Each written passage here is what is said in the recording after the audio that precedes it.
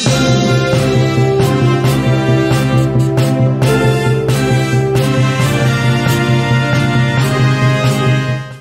Friends, मेरा नाम है अंकित साहू और आप लोगों का वेलकम है मेरे यूट्यूब चैनल में।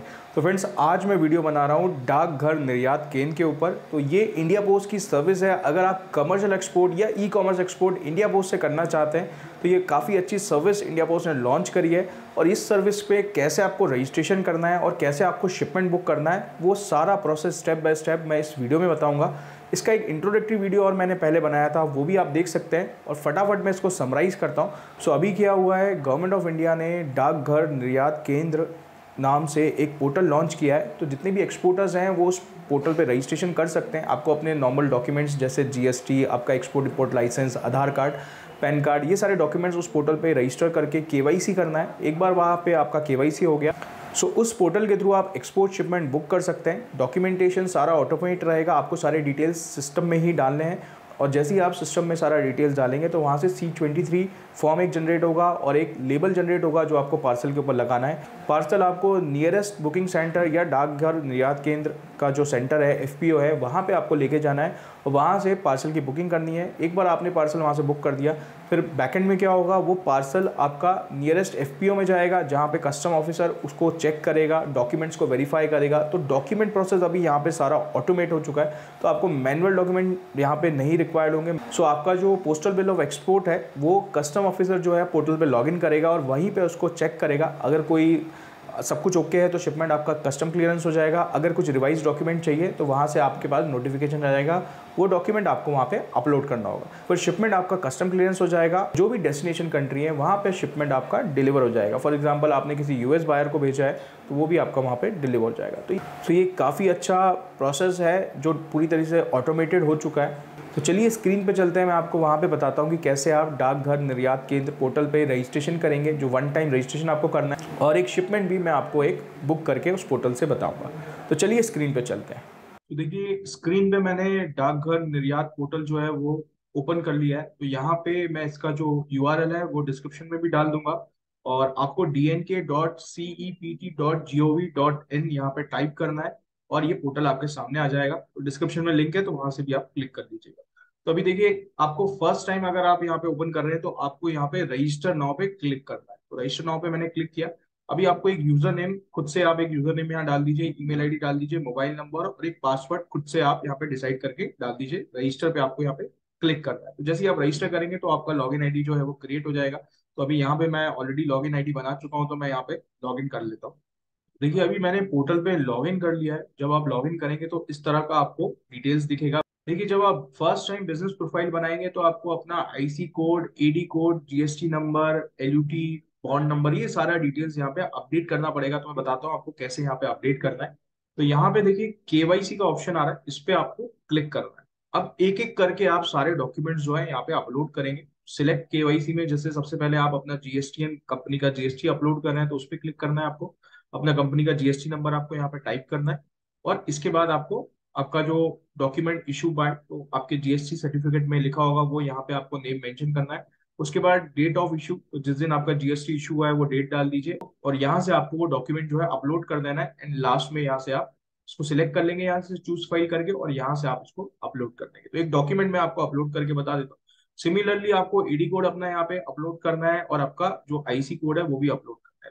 तो अदर्स में मैं कोई डॉक्यूमेंट यहाँ पे आपको अपलोड करके बता देता हूँ। तो लेट सपोज मैं यहाँ पे LUT अपलोड कर रहा हूँ, तो मैं यहाँ पे LUT लिख दूंगा। तो अभी जस्ट मैं यहाँ पे गवर्नमेंट ऑफ इंडिया लिख देता हूँ। आपको जो डॉक्यूमेंट पे लिखा हुआ है जिसने भी इशू किया है वो एग्जैक्टली डालना है। डेट ऑफ इशू डेट आपको यहाँ पे डालनी है। तो आपके LUT में जो डेट है इशू जिस दिन हुआ है वो डेट आपको यहाँ पे डालनी है। आपको चूज फाइल करके वो फाइल यहाँ पे सिलेक्ट कर, तो यहाँ पे डिस्क्रिप्शन में भी LUT लिख देता हूँ। देखिए चूज फाइल वाला ये हाईलाइट हो गया, आप इस पे आपको क्लिक कर। देखिए यहाँ पे मैंने अपने सिस्टम से LUT जो PDF फाइल है वो सिलेक्ट कर लिया है और यहाँ से आपको ये जो ऑप्शन आ रहा है इसको क्लिक करना है और आपका डॉक्यूमेंट जो है वो अपलोड हो जाएगा। तो डॉक्यूमेंट आपका अपलोड हो जाएगा और यहाँ पे आप देखेंगे फाइल अपलोडेड सक्सेसफुली आपका आ गया। तो जो भी डॉक्यूमेंट आपने अपलोड किया है, देखिए KYC डेटा अपडेटेड सक्सेसफुली यहाँ पे आ गया।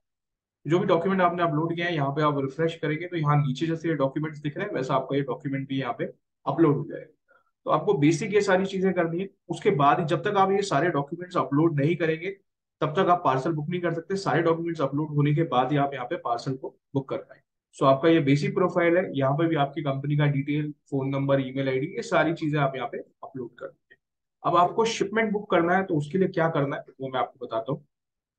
तो यहाँ पे देखिए राइट में ऑप्शन आ रहा है, मेनू का ऑप्शन आ रहा है, आपको मेनू के ऑप्शन में जाना है और यहाँ पे एक ऑप्शन है आर्टिकल बुकिंग, तो आपको आर्टिकल बुकिंग पे जाना है। अब जहां से आपको जिस भी कंट्री से आपके पास ऑर्डर आया है वो डिटेल कंट्री आपको यहाँ पे सबसे पहले सिलेक्ट कर, तो यहाँ पे आपको जिस कंट्री से ऑर्डर मिला हुआ है वो कंट्री सिलेक्ट करनी है। तो मुझे यूएसए शिप करना है ऑर्डर, तो मैं यहाँ पे यूएसए जो है वो सिलेक्ट कर लूंगा। तो यहाँ पे देखिए मैंने यूएसए सिलेक्ट कर लिया, चेक पे क्लिक करना है। तो यहाँ पे दिखा रहा है सर्विस जो है वो अवेलेबल है कि नहीं है, और यहाँ पे ये प्रोडक्ट टाइप जो अलग अलग सर्विसेज है, जैसे इंडिया पोस्ट की आप सर्विसेज देख सकते हैं, एयर पार्सल यहाँ पे आ रहा है, रजिस्टर स्मॉल पैकेट आ रहा है, तो अलग अलग सर्विसेज अवेलेबल है। मैक्सिमम वेट कितना अलाउड है वो यहाँ पे लिखा हुआ है। तो फॉर एग्जाम्पल अगर मैं इंटरनेशनल एयर पार्सल से भेजना चाहता हूँ तो यहाँ पे 20,000 ये ग्राम्स में लिखा हुआ है, तो इसका मतलब है 20 kg तक का शिपमेंट मैं यहाँ पे इस सर्विस से भेज सकता हूँ। तो अभी देखिए मैंने यहाँ पे यूएसए सिलेक्ट किया और यहाँ पे आपको प्रोडक्ट सिलेक्ट करना है, तो किस सर्विस से आप करना चाहते हैं, तो यहाँ पे मैंने इंटरनेशनल एयर पार्सल जो है उसको सिलेक्ट कर लिया है। अब जो प्रोडक्ट मैं भेज रहा हूँ उसका क्या वेट है, तो फॉर एग्जाम्पल मैं एक लेदर वॉलेट एक्सपोर्ट कर रहा हूँ तो उसका 200 ग्राम के आसपास वेट होता है, तो वो मैंने यहाँ पे डाल दिया। अब मैं कैलकुलेट करूंगा तो देखिए क्योंकि मैंने 200 ग्राम लिया हुआ है उसके अकॉर्डिंग ये मुझे दिखा रहे हैं कि यहाँ पे जो शिपमेंट कॉस्ट है वो 1040 यहाँ पे मुझे कॉस्ट जो है इंक्लूसिव और टैक्स यहाँ पे मुझे पड़ने वाली है। तो यहाँ पे अलग अलग सर्विसेज हैं, आप और भी ट्राई कर सकते हैं, सबके रेट्स अलग अलग हैं, आप वो देख सकते हैं। अब देखिए यहाँ पे प्रोहिबिटेड एंड रिस्ट्रिक्शन का ऑप्शन दिया हुआ है, तो आप देख सकते हैं कि कौन से गुड्स आप वहां पे प्रोहिबिटेड है जो आप इंडिया पोस्ट से एक्सपोर्ट नहीं कर सकते, तो इसको आप क्लिक करेंगे और इन सबको आप डाउनलोड कर सकते हैं और लिस्ट को आप गो थ्रू कर सकते हैं। जैसे आप क्लिक करेंगे और ये डाउनलोड हो जाएगी लिस्ट, आप अपने सिस्टम पे उसको सेव करके गो थ्रू कर सकते हैं, तो वो चीज आप जरूर चेक कर लीजिएगा।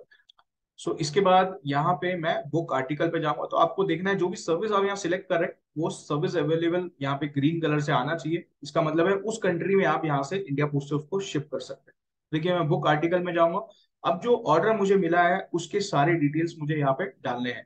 तो एक मैं सैंपल ऑर्डर लेता हूँ, फॉर एग्जाम्पल मुझे यूएस से कोई ऑर्डर मिला हुआ है, तो यहाँ पे मैं प्रोडक्ट क्या है पहले सर्विस में दोबारा से सिलेक्ट कर लेता हूँ, इंटरनेशनल एयर पार्सल मैंने सिलेक्ट कर लिया, सिलेक्ट कैटेगरी आइटम, तो क्या चीज है, तो मैं यहाँ पे कमर्शियल सैंपल भेज रहा हूँ या सेल ऑफ गुड भेज रहा हूँ, तो मेरे को ऑर्डर मिला है इसलिए मैं सेल ऑफ गुड यहाँ सिलेक्ट कर लेता हूँ। Number of type of item is consignment, तो यहाँ पे मुझे एक ही पीस में एक retail order e commerce export का ऑर्डर लेट सपोज शिप कर रहा हूँ, तो एक ही वॉलेट में कर रहा हूँ, तो यहाँ पे मैंने वन सिलेक्ट कर लिया है। ग्रॉस वेट में डाल दूंगा, तो ग्रॉस वेट यहाँ डाल दिया, टोटल वैल्यू इन आईएनआर आपको डालना है। तो यहाँ पे जो शिपमेंट का आपका जो ऑर्डर वैल्यू आपको मिला हुआ है वो यहाँ पे आपको डालना है, तो यहाँ पे देखिए आईएनआर में आपको 2000 रुपीज मैंने यहाँ डाल दिया है। तो एसडीआर में आपको यहाँ पे कुछ नहीं डालना है।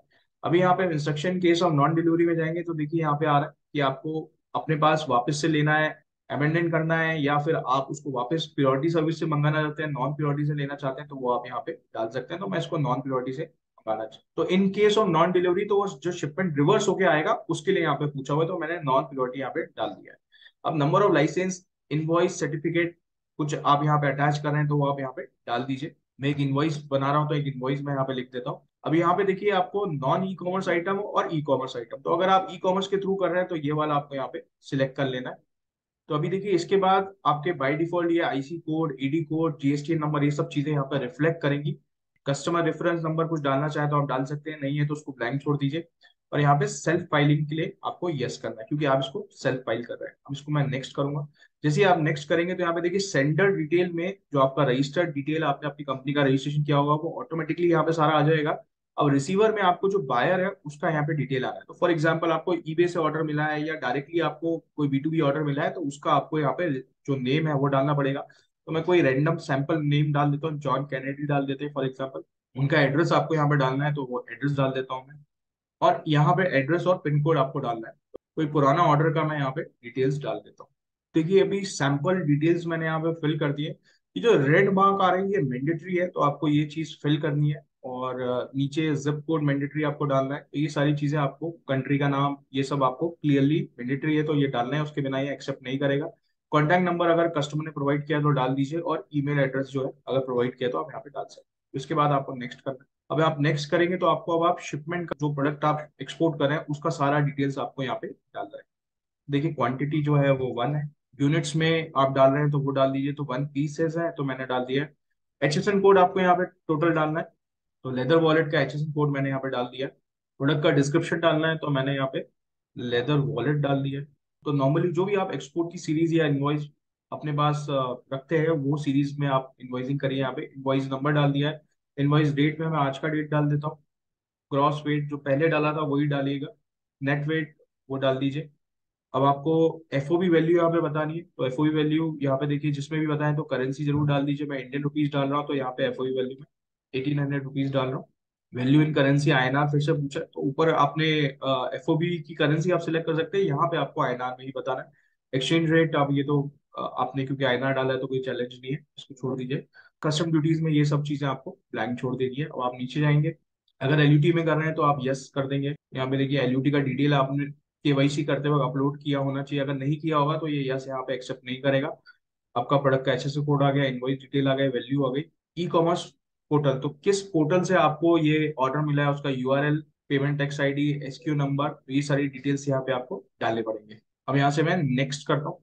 तो ये सारी डिटेल्स आपने फिल कर दी है। अब यहाँ पे देखिए मैं ऐड पीसेस पे क्लिक करता हूँ। तो जैसे ऐड पीसेस करेंगे आप, ये यहाँ पे देखिए नीचे ऐड हो गया। तो आप मल्टीपल इस तरह से शिपमेंट्स भी यहाँ पे डाल सकते हैं। मैं अभी यहाँ पे आपको सिर्फ सिंगल शिपमेंट ही बता रहा हूँ। इसके बाद आप नेक्स्ट करेंगे तो देखिए यहाँ पे सब पीसेस अमाउंट मैच आ रहा है, वो चीज आपको यहाँ पे चेक करनी पड़ेगी। तो ये डिटेल सारे मैंने फिल कर दिए। ये अमाउंट यहाँ मिसमैच हो रहा था तो वापस से मैंने उसको अपडेट कर दिया। अब इसको मैं ऐड पीसेस करूंगा और यहाँ पे अब मैं जाके इसको नेक्स्ट पे क्लिक करूंगा। देखिए ये नेक्स्ट हो गया है। अब यहाँ पे आप देखेंगे we declare that we intend to claim rewards under. तो अगर आप कोई गवर्नमेंट की इंसेंटिव जैसे ड्रॉबैक या कुछ क्लेम कर रहे हैं तो उस पर यस करना है आपको। We declare that we intend to zero rate our export under. तो अकॉर्डिंगली जो भी आप यहाँ पे कर रहे हैं वो डाल सकते हैं। और we hereby declare that the content of this post bill of export are true and correct, इस पे आपको टिक कर देना है। और अगर आप एलयूटी में कर रहे हैं तो यहाँ पे मैं इस पे टिक कर देता हूँ, declare that we intend to zero rate our export under this section. आप ड्रॉबैक लेना चाहें तो आप डाल सकते हैं, मैं यहाँ पे टिक नहीं कर रहा हूँ। और इसके बाद मैं इसको सबमिट कर दूँ। देखिए सबमिट हो गया। तो यहाँ पे आ गया यो आर्टिकल बुक सक्सेसफुली, आईडी भी यहाँ पे क्रिएट हो गया है और पीबी नंबर यहाँ पे जनरेट हो चुका है। ये ओके कर दिया है मैंने। अभी ये आपके सामने ही आप देखेंगे C23 फॉर्म जो है वो जनरेट हो गया है। और यहाँ पे जो लेवल है, जो बायर का हमने डिटेल डाला था जॉन कैनेडी, और ये उसका सारा डिटेल यहाँ पे आ गया है। आप फ्रॉम में आपका नाम, आपकी कंपनी का डिटेल्स यहाँ पे आ चुका है। तो आपको इसका प्रिंट आउट लेना है। इसको यहाँ पे देखिए आपको डेट एंड सेंडर सिग्नेचर आ रहा है, तो यहाँ पे साइन स्टैम्प कर देना है। मैंने बड़े सारे वीडियोस बताए हैं कैसे आप एक्सपोर्ट के पार्सल्स को पैक कर सकते हैं, तो वीडियोस आप देख लीजिएगा। तो उसको पैक करना है, ये लेबल वहां पे लगाना है, CN23 फॉर्म का प्रिंट लेना है।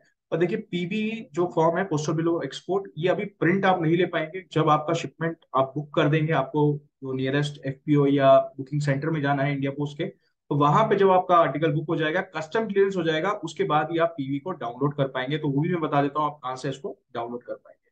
तो यहाँ से तो आपको प्रिंट लेना है। आपका जो आर्टिकल नंबर है ये देखिए ऊपर आ रहा है, इसको मैं कॉपी कर लेता हूँ और वापस से मैं आप पोर्टल पे जाता हूँ।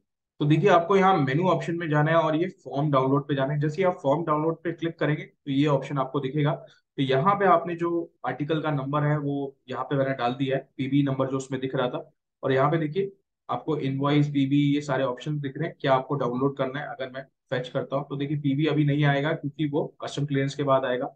अब मैं दूसरा ऑप्शन लेता हूँ, यहाँ पे इनवॉइस को डाउनलोड करता हूँ। तो देखिए जो इनवॉइस है एक्सपोर्ट का वो यहाँ पे आपको दिख रहा है। तो इस तरह का डॉक्यूमेंट आपको यहाँ पे दिख रहा है। और भी जो इस आर्टिकल से रिगार्डिंग जो डॉक्यूमेंट्स है, एड्रेस लेवल है, वो आप डाउनलोड करना चाहते हैं तो वो यहाँ से भी इसको आप डाउनलोड कर सकते हैं, प्रिंट कर सकते हैं। तो ये प्रॉपर प्रोसेस है। तो ये आपका CN23 और ये इनवॉइस, इसको आप ये डाउनलोड करके या सेव करके प्रिंट ले सकते हैं और इसको शिपमेंट के साथ भी आप इसको लगा दीजिएगा। तो ये शिपमेंट आपको लेके जाना है और इसको पार्सल बुकिंग। तो देखिए इस वीडियो में मैंने आपको एंड टू एंड प्रोसेस बता दिया। तो डाकघर निर्यात केंद्र में कैसे आपको रजिस्ट्रेशन करना है, कैसे आपको पार्सल बुकिंग करनी है, ये पूरा प्रोसेस मैंने बता दिया है। इससे रिलेटेड और वीडियोस आप चाहते हैं तो वहां पे कमेंट्स में डालिए, तो मैं और वीडियोस बताऊंगा। गवर्नमेंट के इंडिया पोस्ट का कोई अपडेट आता है इस डाकघर निर्यात केंद्र के रिगार्डिंग, तो उसके रिलेटेड भी मैं information time to time YouTube channel से शेयर करता रहूंगा। अगर ये इन्फॉर्मेशन अच्छी लगी तो इस वीडियो को लाइक जरूर कर दीजिए, शेयर कर दीजिए। तो अभी ये बहुत अच्छा ऑप्शन आ गया है एक्सपोर्टर्स के लिए। तो जो रिमोट एरियाज में, टायर 2 सिटीज में, मेट्रो सिटीज में हमारे एक्सपोर्टर्स हैं, ई कॉमर्स एक्सपोर्ट के, कमर्शियल एक्सपोर्ट के, तो अभी गवर्नमेंट हमारे लिए एक्सपोर्ट को बढ़ाने के लिए काफी स्टेप्स, अच्छे अच्छे स्टेप्स ले रही है। तो अभी आप सामने ही देख सकते हैं ये पूरी तरीके से चालू हो चुकी है सर्विस। काफी जगह से ये एक्सपोर्ट हो रहा है, तो इसका बेनिफिट भी आप लीजिए। और ये काफी कम से कम रेट्स में यहाँ पे अवेलेबल है। सो एक बार और रिक्वेस्ट करूंगा, इस तरह के वीडियोस बनाने में काफी मेहनत लगती है। आपको ये इन्फॉर्मेशन अच्छी लगी तो इस वीडियो को लाइक जरूर करिए। मेरे चैनल को आपने अभी तक सब्सक्राइब नहीं किया है तो इस चैनल को सब्सक्राइब कर लीजिए। एंड आप कोई अगर मेरी सर्विसेज यूज करना चाहते हैं तो मेरी वेबसाइट exportwala.com पे सारी सर्विसेज डिटेल्स अवेलेबल है, आप वो साइट विजिट कर सकते हैं। अभी के लिए ओके, बाय बाय।